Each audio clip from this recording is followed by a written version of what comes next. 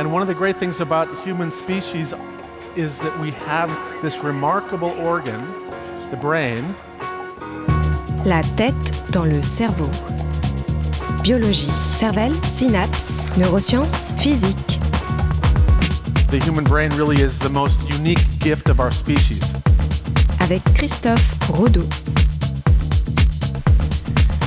Entre une assiette de choux de Bruxelles et une tartine de Nutella, le choix de l'aliment le plus sain n'est pas toujours très aisé. Ce choix serait même plus ou moins difficile en fonction des personnes et de l'anatomie de certaines régions cérébrales. La tête dans le cerveau.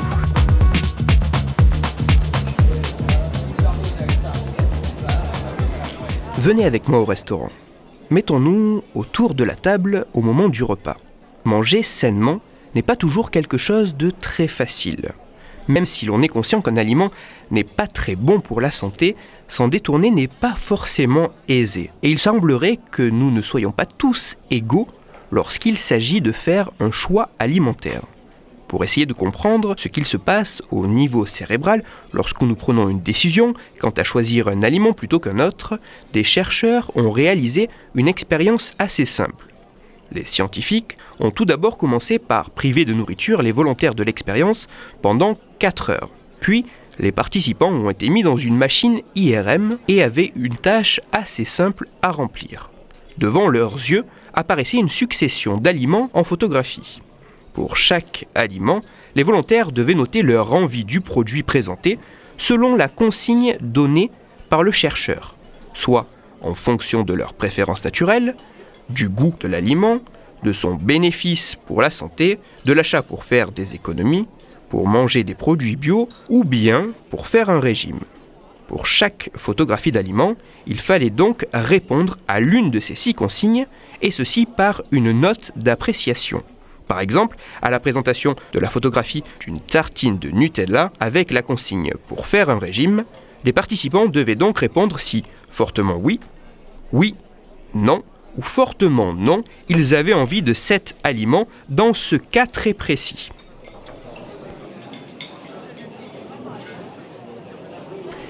Les résultats sont très intéressants. Mais avant de rentrer dans les détails de ceci, il me faut faire un point sur 2 éléments. Premièrement, sur la technique d'imagerie cérébrale utilisée.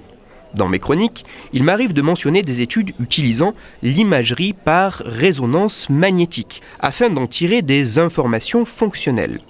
En d'autres termes, et de manière un peu caricaturale, par une étude différentielle, cet outil peut être utilisé afin d'indiquer où et quand le débit sanguin est plus important dans le cerveau, afin d'en déduire indirectement que les régions cérébrales alentour, ainsi impactées par ces variations sanguines, sont les régions à l'œuvre lors de la tâche effectuée par le participant de l'expérience.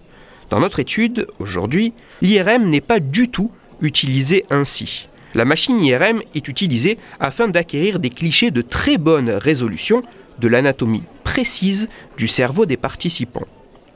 Autre point important, afin de bien appréhender les résultats, il faut comprendre que le fait de faire un choix impliquerait 2 types de mécanismes principaux.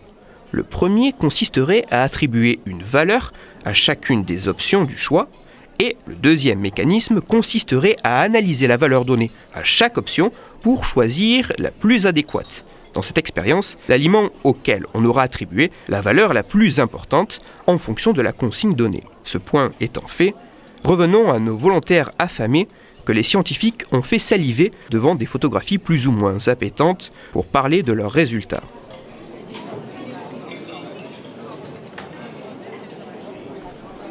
Comme je le mentionnais, les résultats sont très intéressants. Les chercheurs ont mis en évidence une corrélation entre les choix alimentaires et la quantité de matière grise au niveau de 2 régions cérébrales bien précises.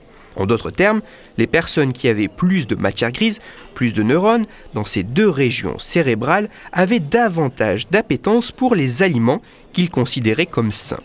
Ces 2 régions sont la région dorsolatérale préfrontale et la région ventromédiale préfrontale. La région dorsolatérale préfrontale est identifiée pour jouer un rôle dans la régulation des décisions, et la région ventromédiale préfrontale participerait, elle, à l'attribution des valeurs aux alternatives. En résumé, les chercheurs ont observé que les personnes qui avaient plus de matière grise dans ces deux régions avaient davantage d'appétence pour les aliments qu'ils considéraient comme sains. Et pour aller plus loin, les chercheurs ont même fait l'inverse. À partir de la quantité de matière grise détectable dans ces deux régions, ils ont essayé de prédire les choix alimentaires des participants. Et ils ont réussi avec succès ces prédictions.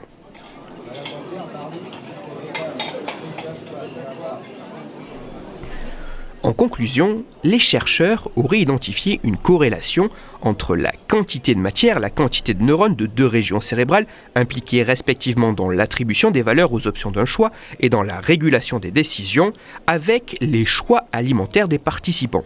Ainsi, selon ces résultats, plus la quantité de matière grise serait importante dans ces deux régions et plus il serait facile de choisir chou de Bruxelles plutôt que tartine de Nutella dans le but de choisir une alimentation saine.